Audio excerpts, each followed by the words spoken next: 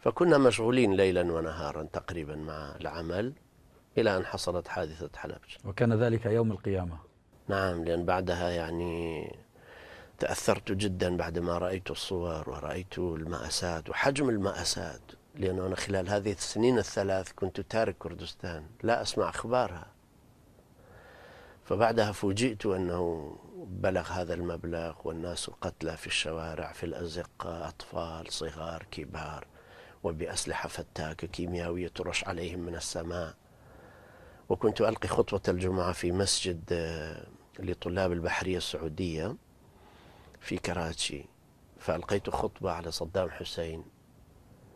تعرف يومها كان صدام حسين حارس البوابة الشرقية ورجل لا ينتقد، فبعدها صار الهرج والمرج. وكانت السعودية تناصره. نعم، لكن الذين أيدوني في المسجد فلسطينيين، عرب آخرين غير السعوديين، حتى من السعوديين يعني استغربوا أنه معقول هذا يجري هناك على الناس مسلمين أكراد سنة، ثم لا ذنب لهم، أنه حرب عراقية إيرانية. وأرسلت منها شريط إلى الشيخ أحمد القطان جزاه الله خير، هو أول من ألقى خطبة الجمعة عليه حول حلبجة من دون أن يذكر الفاعل طبعا، لأن ما أحد كان يتجرأ أن ينتقد، لأن كل دول الخليج كانت في مناصرة لصدام في حربه ضد إيران، لأنه كان مهمته أنه إيقاف الزحف الشيعي أو الثورة الإيرانية وتأثيرها على المناطق العربية.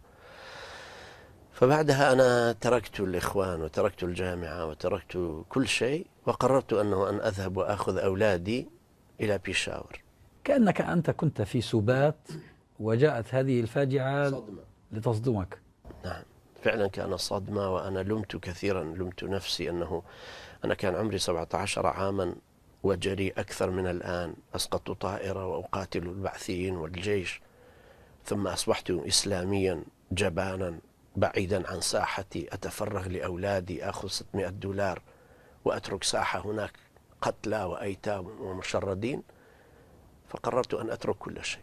والذي زاد من الضغط علي أن الإخوان العراقيين المسؤولين عنا كانوا يقولون لا، عندنا تقارير أن إيران هي التي ضربت المدينة بالأسلحة الكيميائية، ونحن كنا نتكلم مع من كانوا في الفاجعة، والناس يروا الطائرات تقصف، يعني ليس محل شك.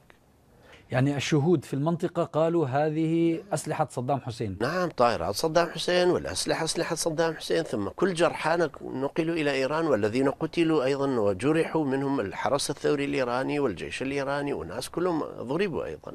طب ليش حلبجة؟ ليش حلبجة؟ حلبجة كان طبعا بالنسبة للعراق ربما تعرف في 3 مراكز مشهورة دينيا: نجف بالنسبة للشيعة، فلوجة بالنسبة لعرب السنة، حلبجة بالنسبة للأكراد. إيش القدسية سببها؟ أولا حلبجة المركز الأول للإسلام في بلاد الأكراد في زمن الشيوعيين، الذي حتى كانوا يسألون أنت شيوعي ولا ما شيوعي، يعني ما كان يحسبوك كرديا إذا لم يكن شيوعيا. في ذلك الزمان كان في عام 52 الإخوان المسلمين أسرتهم الثالثة، الأسرة التنظيمية، كان في حلبجة.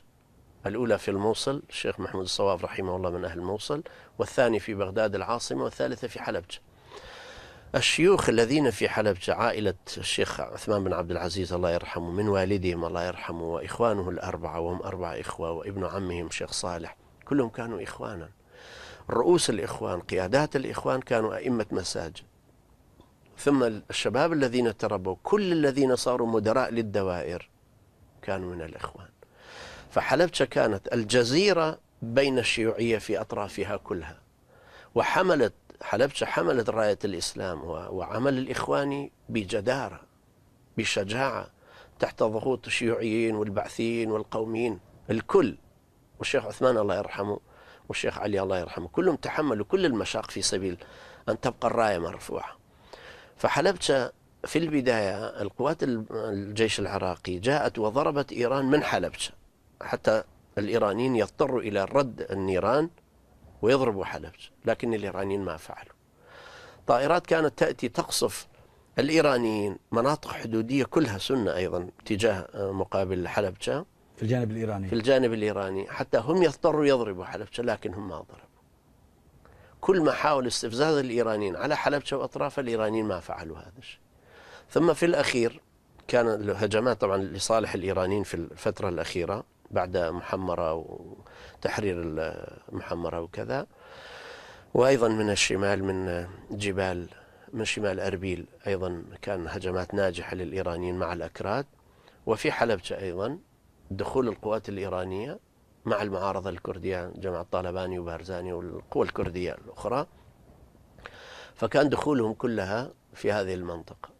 لكن الإيرانيين كان لهم تجربة في جنوب شرق البصرة، قتل منهم 12,000 في يوم واحد بالأسلحة الكيميائية، فهم لما دخلوا المدينة ما بقوا فيها، خرجوا لأن كان عندهم خبرة في الجبهات.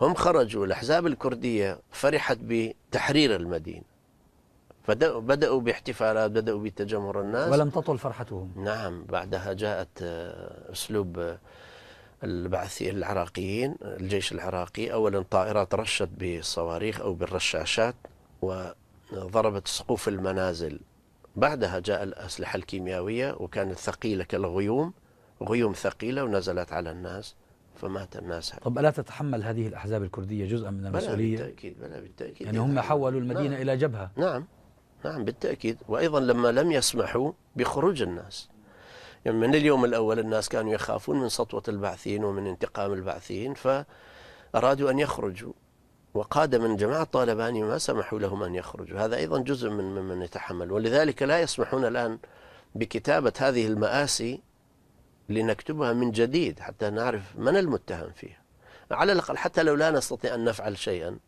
نعرف من الجاني، ولا يقال فقط أن البعث العراقي هم الذين فعلوا هذا الشيء، وإنما هناك أطراف أخرى أيضا لابد أن تتحمل المسؤولية. نعم. فعلى أي حال يعني كانت حادثة مؤلمة جدا مؤثرة علي، وأنا بحكمي كنت أيضا أدرس طلاب أجانب، كل واحد يشرح لي مأساة بلاده، هذا سريلانكي، ذاك أوغندي، هذا أوغاديني، هذاك من بلد آخر، وفجأة أقع في فاجعة أكبر من فاجعة، تصبح لديك كارثة. نعم.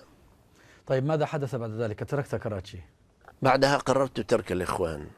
أولا قلت لهم احتجاجا. نعم، لا يعني أنه ما تحملت، لأنه قلت هذه مجرد تربية نخبة مثقفة في الظل، لا نمت إلى أراضينا بالصلة. ما فائدة أن أكون أنا في كراتشي وأربي واحدا على تجويد القرآن وهو يتعلمه في الجامعة؟ ما معنى أنه أنا أجلس 19 يوما أو 19 اجتماعا مع واحد حتى أعلمه سورة قاف ولا أعلمه 40 النووي، وهناك الآن من هم مثلي يقودون الحركات القومية، كنا معا في الابتدائية والمتوسطة والثانوية أو في الجامعات. يعني كان الأولى أن تكون في موطنك. نعم. وثم أنا الكردي ما شأني في كراتشي. بعدها 2 من الأخوة العرب العراقيين كانوا في بيشاور، هم أرسلوا لي الصور هذه، ثم زاروني قالوا نحن جمعنا أموالا لكن لا نستطيع إيصالها.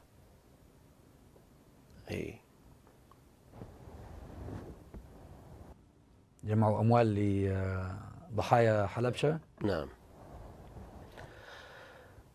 فقالوا نحن نحتاجك.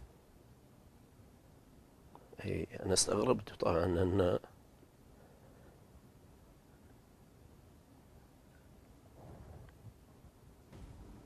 طيب نأخذ فاصل ونستأنف إن شاء الله. يعني واضح أن هذه الكارثة فعلا أثرت عليك وجعلتك تعيد التفكير في المسار والمسيرة، لكن خلينا نستأنف من حيث توقفنا. قلت بأن أخوان 2 من الإخوة العراقيين جاءوك بتبرعات. نعم. بعدها هم شجعوني، قالوا تأتي إلى بيشاور، لأن عرفوا أنني تركت الإخوان.